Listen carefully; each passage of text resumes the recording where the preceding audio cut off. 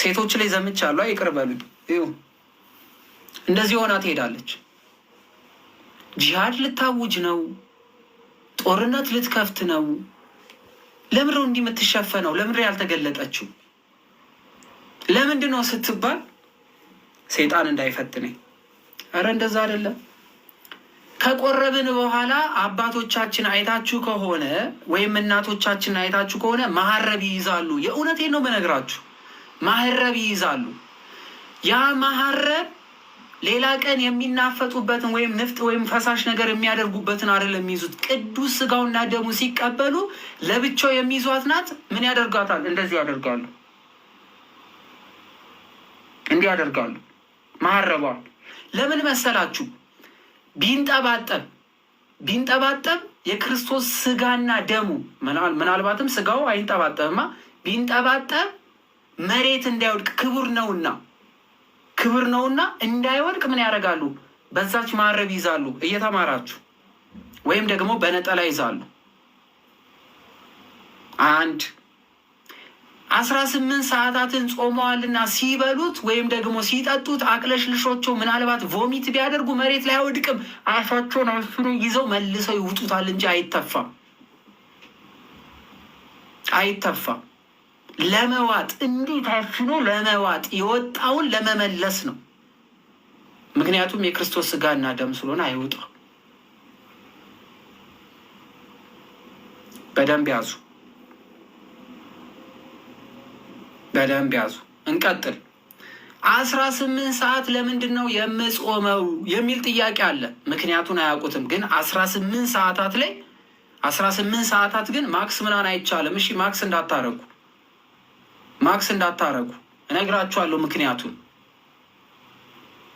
እነግራችኋለሁ። ማክስ አይደረግም። ምክንያት ስላለኝ ነው። እሺ እነግራችኋለሁ። 18 ሰዓት የምንጾመው ጌታችን መድኃኒታችን ኢየሱስ ክርስቶስ የተሰቀለውን በመስቀል ላይ የፈሰሰውን እየሰማችሁ የፈሰሰውን አማናዊ ስጋና ደም ልንቀበል እየተዘጋጀን ስለሆነ ክርስቶስ ይኸውላችሁ፣ በደንብ እየሰማችሁ ክርስቶስ ከተያዘበት ከዕለተ ሐሙስ ጀምሮ እስከተሰቀለበት ሰዓት ሲቆጠር 18 ሰዓታት ናቸው።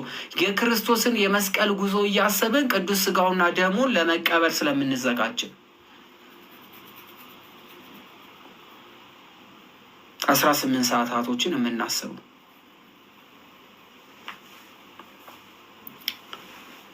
ከቆረብን በኋላ እጅ የታጠበ ሰው ኃጢአተኛ ነው አይባልም።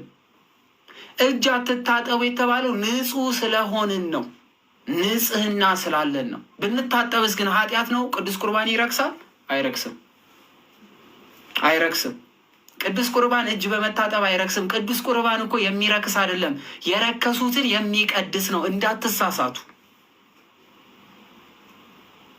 እጅ ያልታጠብ ነው ወይ ፊትም ማንታጠበው የዛን ቀን በቅዱስ ስጋና ደም ቅዱስ ስለሆንን ነው እንጂ ድንገት እጅ የታጠበ ብታይ ውሻ አታርጉት። አንተ እጅ ቁርባኑን አረከስከው። ድሮ ምናምን ቁርባን አይረክስም። ቁርባን የረከሰ ይቀድሳል እንጂ የሚረክስ አይደለም። የተሳሳተ ትምህርት።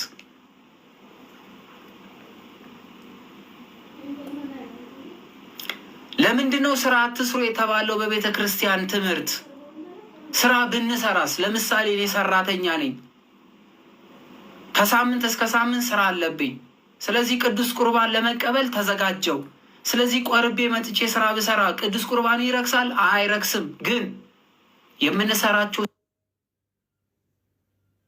ስራዎች ደም መሬት ቢፈስ ደሙ ከደማችን ነውና እኔ በእናንተ አለው እናንተ በእኔ ያላችሁ ብሏልና ያ የሚፈሰው ደም ወይም የሚቆርጠን ከሆነ ወይም አደጋ ካለው የክርስቶስ ስጋና ደም ተዋህዶናልና ይፈሳል። ስለሚወጣው ከአካላችን ስለሚወጣው ነገር ላብ ስንል ላብ የሰውነት አካል ነውና ይህ አካል በክርስቶስ ደም ተባርኳልና የሚፈስ መሬት የሚንጠባጠብ ነገር እንዳይሆንን ያን ቀን ስራ እንዳንሰራ ተከለከልን።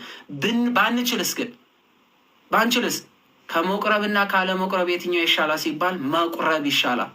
የማይቆርብ ሰው ዘላለማዊ ሕይወት የለውም። የቆረበውስ ዘላለማዊ ሕይወት አለው። ብንችል የዛን ቀን ሙሽራ እንሁን። ባንችልስ ግን ከቅዱስ ቁርባን ማንም አይከለክላችሁ። ያዝ። እንቀጥል። ባልና ሚስት ባለፈው ሰምታችኋል። ባልና ሚስት በአንድ አልጋ ይኖራሉ። እሺ ባልየው ክምጭች አለ፣ አልወጣም አልቆርብም አለ። እኔ መቁረብ እፈልጋለሁ፣ ምን ላድርግ? በንስሐ አባት በኩል አስመክሩ፣ ምከሩ። ጊዜ ገደብ ይሰጣል፣ ንስሐ ይሰጠዋል።